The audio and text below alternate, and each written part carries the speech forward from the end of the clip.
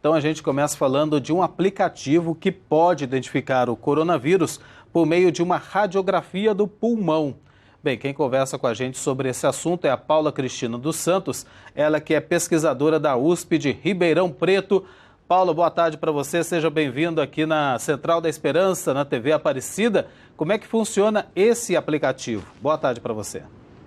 Boa tarde, Luara, boa tarde, Eduardo. Quero agradecer, o espaço que vocês estão cedendo.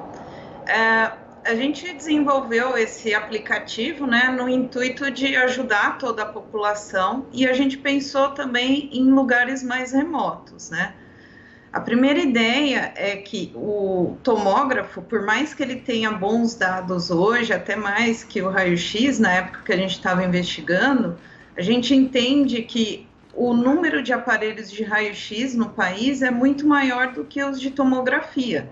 Então, isso a gente pode conseguir atingir muito mais pessoas, Tentar ajudar mais pessoas nessa perspectiva. Então, a partir de então, a gente começou a buscar várias imagens que tinham diagnóstico, confirmado pelo médico de Covid-19. No primeiro momento, a gente conseguiu muito mais imagens de países como a Itália, China, Estados Unidos, porque recentemente que o Brasil fez um repositório pelo Ministério da Saúde, no qual agora médicos podem subir essas imagens, Então, a gente começou a desenvolver esse algoritmo.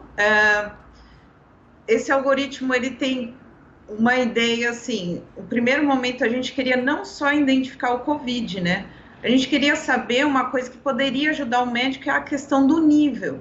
Então, assim, será que essa patologia está no começo, no meio, ou a gente está falando mais para o final?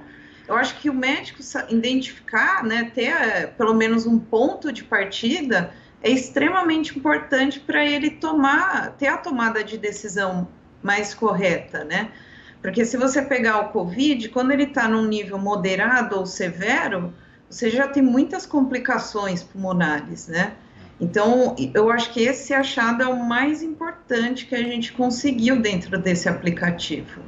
Agora, Paulo, uma vez, que a pessoa acessa o aplicativo, ela tem esse diagnóstico, para aí, ou qual é a continuidade que se dá dentro desse aplicativo? Existe uma relação de paciente com algum médico especialista? O que acontece depois desse diagnóstico? Assim, o aplicativo, ele é para o médico.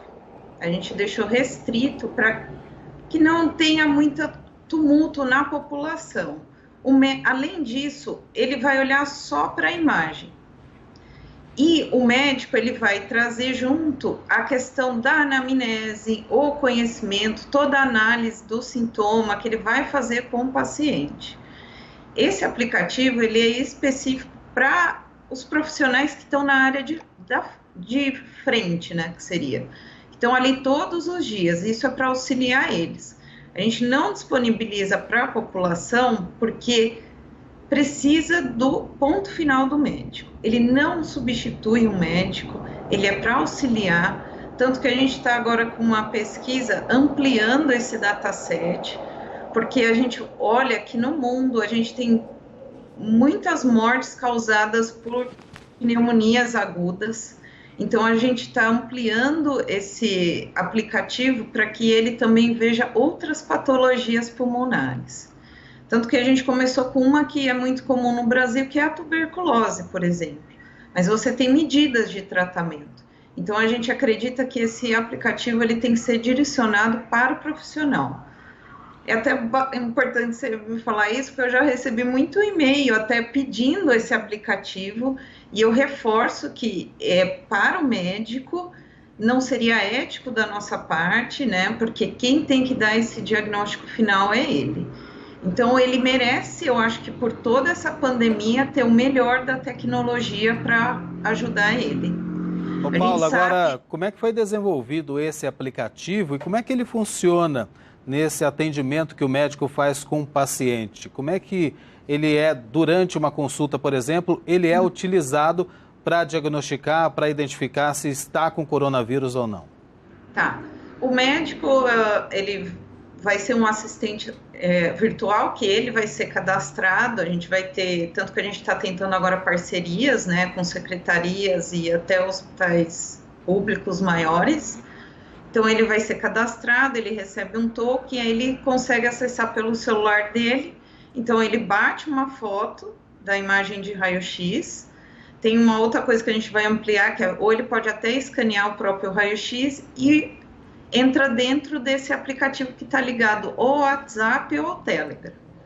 Aí ele vai para um serviço onde que os algoritmos, que são em torno de 18 algoritmos hoje, eles vão olhar com detalhes o pulmão e aí retornam para o médico uma resposta, que seria assim, a acurácia, que seria o quanto que ele acha que é aquele raio-x se parece com uma patologia que seja do coronavírus ou do COVID, ou da tuberculose. E junto com isso já apresenta o nível. A partir disso, o médico ele vai unir com os dados que ele tem clínico de avaliação e ele vai fechar o diagnóstico. A gente está partindo dessa ideia porque hoje ainda o teste molecular de PCR em tempo real é o teste padrão ouro, que até a Organização Mundial da Saúde recomenda, que ele que é o que fecha.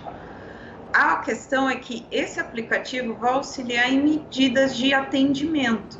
Então, por exemplo, se ele sabe que tem um comprometimento mais grave do COVID na questão pulmonar, por exemplo, a gente sabe que Ribeirão Preto já está com problema na questão de leito, né, em alguns hospitais. Ele pode ter uma medida de entrar em contato com outro hospital, tentar fazer uma internação desse paciente. Ou seja, tem vários protocolos que o próprio médico, que tem muito mais conhecimento, consegue indicar num caso desse. Paula, muito obrigada pela entrevista. Com certeza, né? É a tecnologia sendo usada para o bem, para ajudar numa situação que até então a gente sempre fala aqui, né? Os especialistas também estão descobrindo o coronavírus e com certeza a tecnologia sendo usada para o bem. Muito obrigada por nos esclarecer e trazer essa novidade que até então muita gente não conhecia. Muito obrigada, boa tarde para você. Boa tarde, muito obrigada.